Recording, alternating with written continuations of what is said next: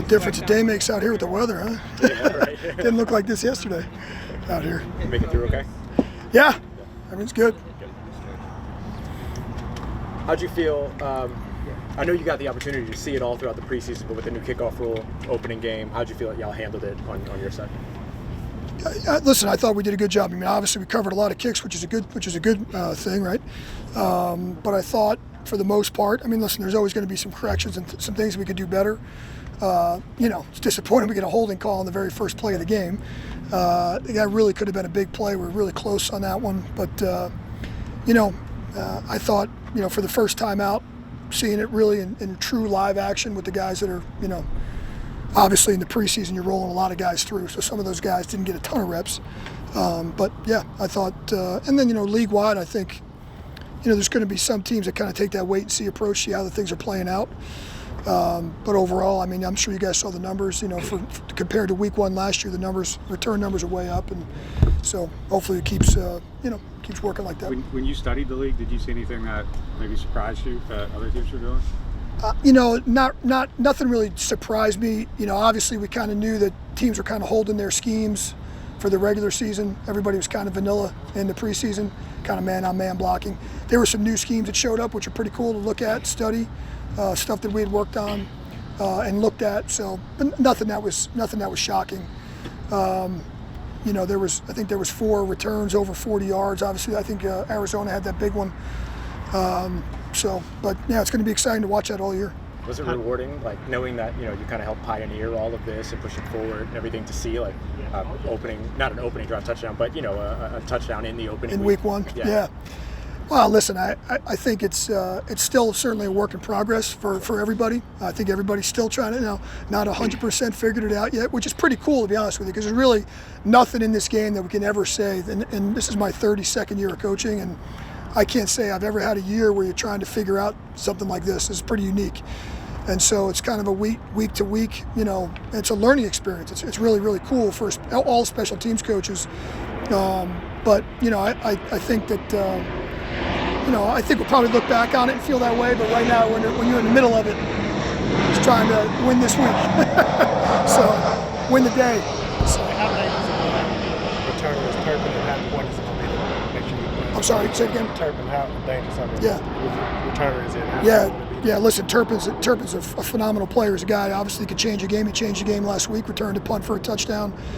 Very, very impressive guy. He's dangerous. We got to be covering, our butts off this week. I got a lot of respect for him. I got a lot of respect for their coach. I got a lot of respect for their overall special teams.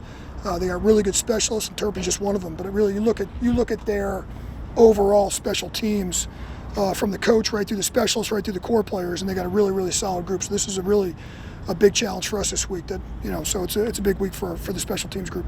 Riz, I know you weren't in the Panthers special teams room, but was Hecker trying to short kick on sheet a couple times, just get a rollout? Yeah, Johnny Hecker's got a lot of tools. He's got a lot of ball. He's got a lot of different kicks that he kicks, and so I think they were doing a little bit of keep away. He's got a ball. He shows one way, goes the other way, and he's got a knuckleball, which he hit on that last one that said put on the ground. That he's kind of got a spinner and a knuckleball, and so I really think they just were trying to get Sheed, not to get clean catches. And so that's going to be a common theme. I think a lot of teams will try to do that to us, and so yeah, that's kind of really that's going to be the follow-up. Do you think just because of his success, teams are going to try to take him out? In that way? Listen, against any good returner in the league, your location of the kicks is going to be extremely important. There'll be different game plans that we got to be ready for, but he's got to be ready. We all got to be ready to field all types of kicks. Their kicker last week on their kickoffs got the Browns to let one land in the landing zone, went through to the 20-yard line, and then the returner for Cleveland put 2 on the ground. And so not only the punter, the kicker, we've got to be ready for that in both phases, because that's one of the things that kind of gets lost in the shuffle, I think, a little bit with the new kick return rule, is that because the hang time means nothing, these kickers have the ability to kick all kinds of different types of kicks, and so fielding the ball back there becomes paramount, not just on punt but on kickoff too. So how do you feel about the number of touchbacks in the context of the new rule in week 1? Well, I got to be honest, I'm not really surprised. Once, the initial proposal had the touchback at the 35. The NFL, I think we talked about that last week, they moved it back to the 30. And so, with that, when that happened, naturally the touchback number was going to go up. Here's the numbers that I'm looking at. The numbers that I'm looking at in week 1 last year, in 2023, there was 31 kickoff returns for the entire league. This week, if I'm not mistaken, there was 54. There was a touchdown. The return percentage went from 20% to 33%. So we're looking for the improvements. When we made that decision league-wide to make the touchback to 30 instead of the 35, then there's going to be teams that say, you know what, we're not going to cover kicks in this particular game. We're going to kick touchbacks. So I can't sit here and tell you I was surprised by it.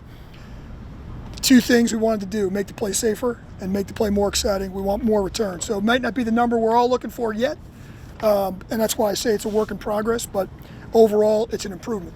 And any improvement, in my opinion, is last year again we had the lowest return percentage ever in the history of the league. Anytime you use the word ever in this league, it's a big deal. And so the improvement was the thing that we were looking for the most. I'll give you a crazy stat. I told the guys this, we had to get the return. So we had 12 last year, 2023, we had 12 kickoff returns against us.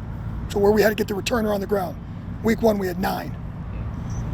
So that's kind of mind-boggling when you think about it. So 9 times last week, we had to tackle their kick returner. Where the previous year, we only did it 12 times for the entire season. So, it's definitely a new game and a new deal, and that's what we wanted to see. We wanted to see improvement in the play. So are you taking credit for that number going up to the 30%? I'm not taking any credit.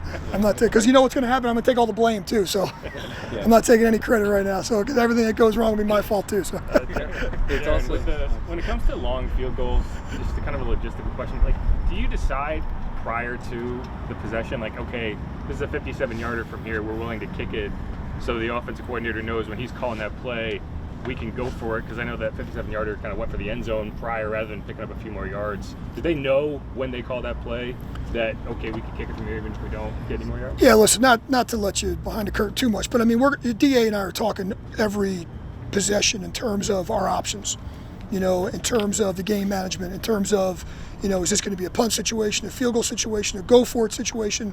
And usually, obviously, that's DA's decision. He's going to communicate with Clint, the offensive staff, and say, hey, listen, in this situation, if we end up in blah, blah, blah, it might be a go-for-it. If we end up in this situation, it's going to be a punt. If we end up in this situation, it's going to be a field goal.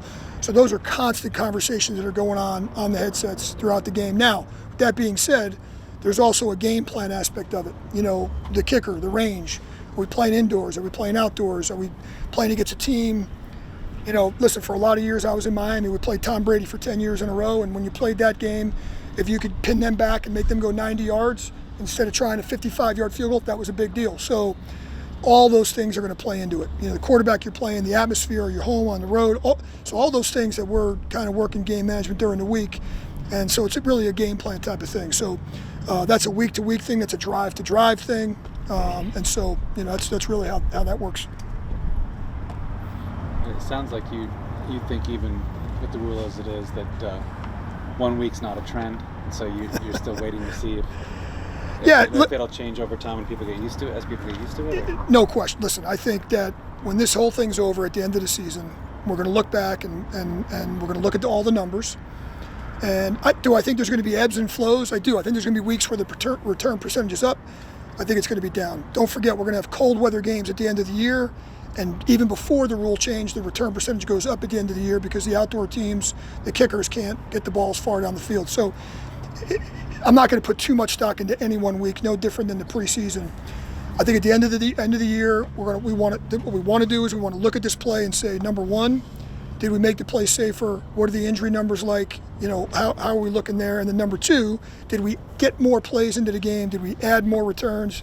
Is the return percentage up? Those are going to be probably the biggest barometers, if you will, in terms of measuring the play. So I'm not going to get too crazy in any particular week.